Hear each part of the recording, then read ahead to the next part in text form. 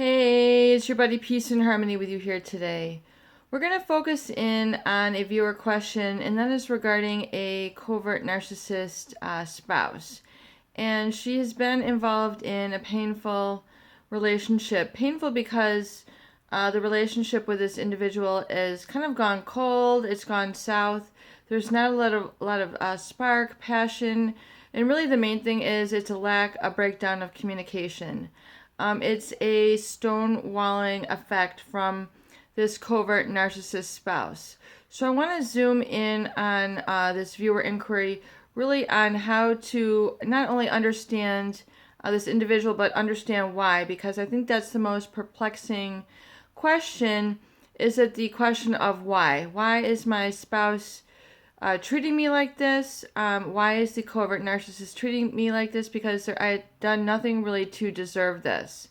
I did nothing to provoke this, and I've been, bending over backwards, been extending myself to this individual for so many years, for so long, not only to him but to our children. And why is this happening to me? A plus B is not equaling C here. 1 plus 2 is not equaling 3. It's not adding up for me. So I want to really kind of zoom in and focus in on the covert narcissist need for constant admiration. These are the people who, in the beginning, unbeknownst to you, were narcissistic in nature. They did a great job in the beginning of putting you first, feeling like making you feel like you were the center of their importance, the center of their world, the center of their attention, because perhaps they caught your attention. They caught your attention because of their unique calming ability. They were perhaps very aloof, laid back, very low maintenance, and so you had become smitten with them, taken by them because of this unique quality, for them to be very easygoing, very unassuming, perhaps not a lot of communication, so it gave you a chance to be a leader in the relationship, kind of quote unquote be yourself, if you will. And so you got a chance to really kind of lead or dominate the relationship. And to many people, this is a very sort of welcome experience to be able to, take control of a lot of things, or seemingly take control, take care of this person, nurture them. I mean, they're just, very sweet, and they're very good at receiving your affection.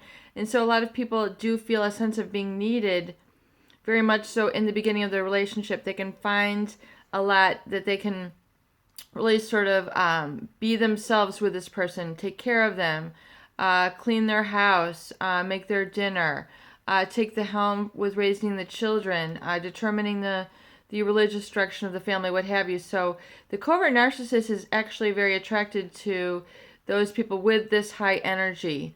In fact, oftentimes they're attracted to people who can even be obsessive and compulsive in terms of cleaning, or have a high energy just overall to get a lot accomplished. So it sets up this perfect match between this covert narcissist, who's very easygoing, but yet really needs to underhandedly be the constant center of attention. And thus we see this constant need for admiration.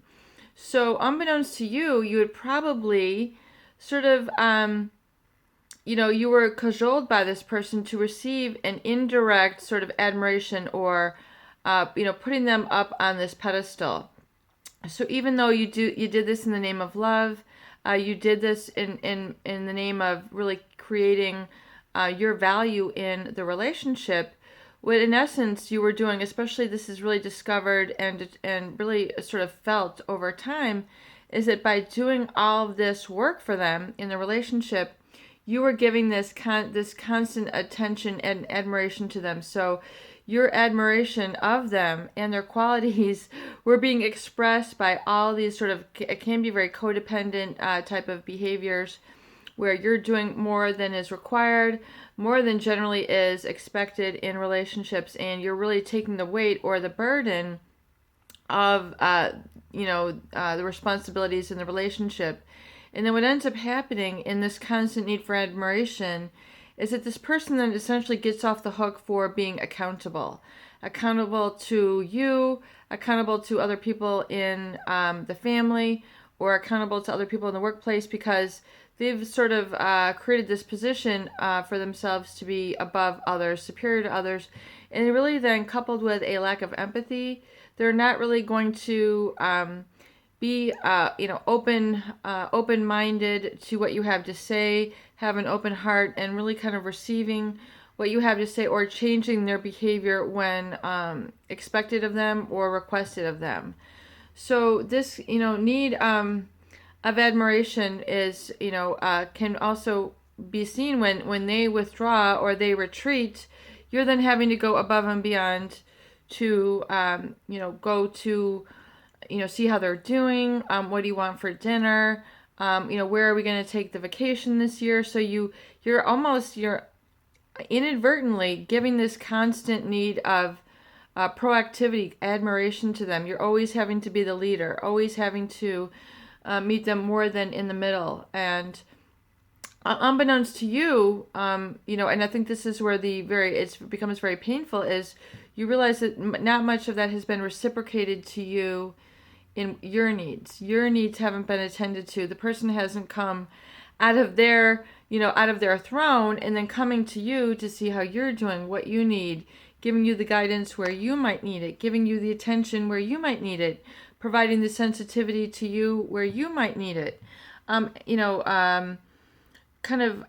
Doing the everyday, I would say the basic requirements that they, in their aloofness, they're not accountable to their spouse. They might not share a lot of information, be very secretive, not share with you certain details about their life or their health or their finances, and just provide overall kind of guidance and direction, a tuning fork, if you will, so that you are receiving that reciprocation, that showing of love, affection, that is required for basic human connectedness and growth in the relationship. So realize where this has probably taken place within a covert narcissist relationship, and realize that it's very important to have boundaries, declare and know when to stop. Know when to stop giving this person admiration. Knowing when to stop putting this person on a pedestal. Knowing when to stop doing more than what is required for them.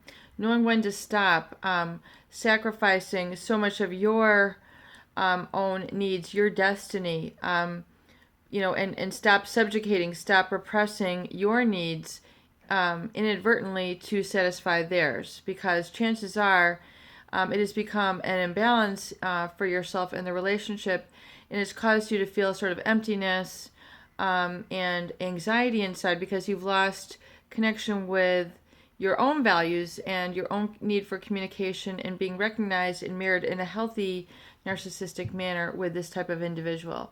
Peace and harmony with you here today. I hope these videos do help. Please share and please subscribe for more great tools, videos, discussion, and support.